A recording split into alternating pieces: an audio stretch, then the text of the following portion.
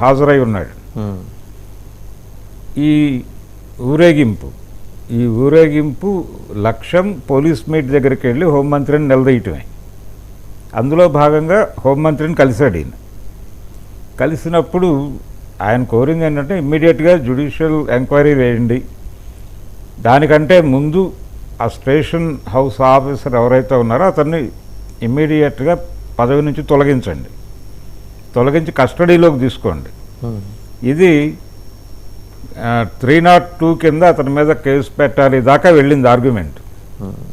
దీంతోపాటు ఆ rickshaw puller కుటుంబానికి ప్రభుత్వం వైపు నుంచి కాంపన్సేషన్, దీని మీద డిస్కషన్ జరుగుతూ ఉండగా వాళ్ళిద్దరి మధ్య చిన్న తోపులాట జరిగింది, హోంమంత్రికిను వంగవీటి రంగాకి. ఆయన అప్పటికే స్టేడియంకి వెళ్ళిపోయారు రంగయ్య గారు. అవును.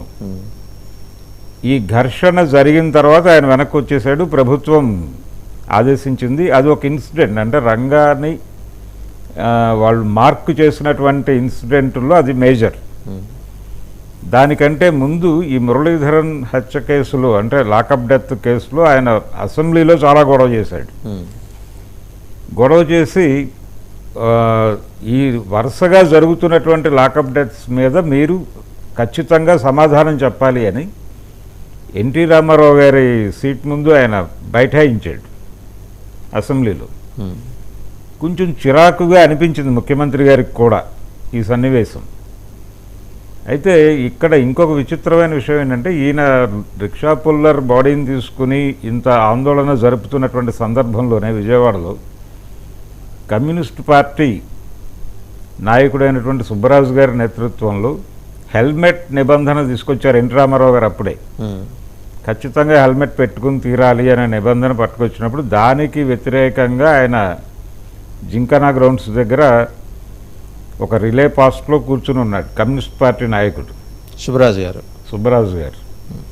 ఇక్కడ రంగాయేమో రిక్షా పుల్లర్ లాకప్ డెత్కి సంబంధించి ఆందోళనలో ఉండటం మాత్రమే కాకుండా ప్రభుత్వం మెడలు వంచేటువంటి ఒక తీవ్రస్థాయి ఆందోళన రూపంగా దాన్ని మలిచినటువంటి సందర్భం.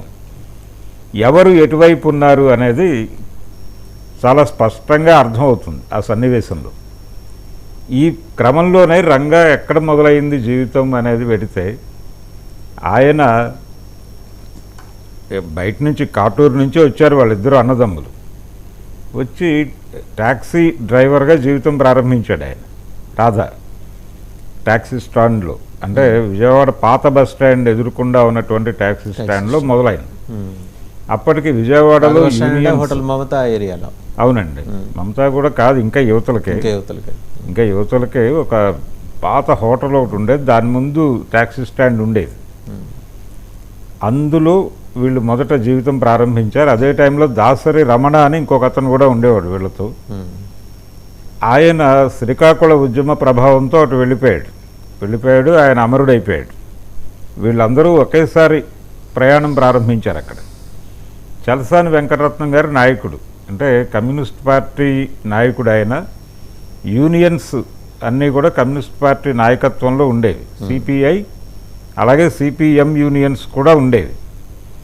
అయితే వీళ్ళు పర్టికులర్గా ఉన్నటువంటి యూనియన్ అది చలసాని వెంకటరత్నం గారి నాయకత్వంలో ఉండేది. అక్కడ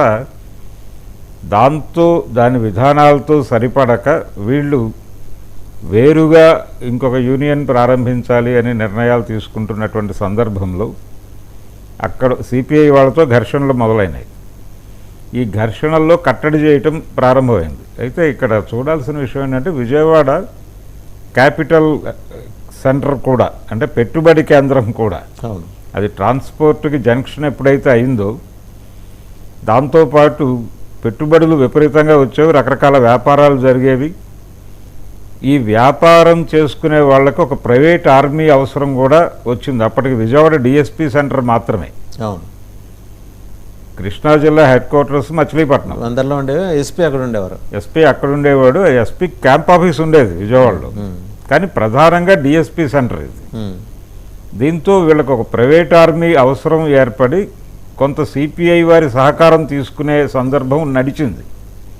ఇది కమ్యూనిస్ట్ పార్టీ వాళ్ళు అంగీకరించరు, కానీ ఏది పోలీసుకి వాళ్ళు సహకరించే పరిస్థితి. పోలీసులు కాదండి, పోలీసులు కూడా ఉపయోగపడతారు. అయితే ఈ పెట్టుబడిదారులు ఎవరైతే ఉన్నారో, ఈ వ్యాపారస్తులు ఎవరైతే ఉన్నారో, వీళ్ళకి వచ్చేటువంటి ఇతర సమస్యలు అది పరిష్కారం ఓపెన్ ఫ్యాక్టే కదా సార్. వాళ్ళు కమ్యూనిస్ట్ పార్టీలు పెట్టుబడిదారుల వెంబడి నడవటం అనేది అంగీకరించరు. మీరు అన్నట్టు వాళ్ళు అంగీకరించరు. వాళ్ళు అంగీకరించకపోవచ్చు, కానీ ఉమ్, అది ఒక ప్రైవేట్ ఆర్మీ అవసరం వాళ్ళకి, ఆ పని వీళ్ళు చేసి పెట్టారు.